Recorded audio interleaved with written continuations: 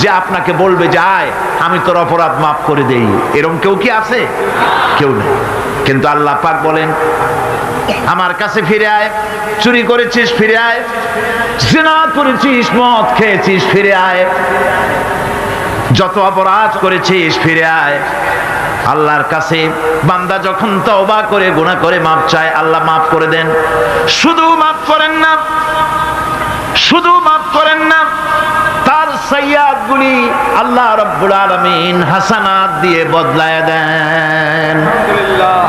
সে যে গুনাহ করেছিল সেই গুনাহগুলি হাসানাত দিয়ে বদলায় দেন। তিনি এমন এক মহান সত্তা যার কাছে চাইলেই তিনি খুশি হন। हर हमेशा देने को वो तैयार है, हर हमेशा देने को वो तैयार है, जो ना मांगे उससे वो बेजार है।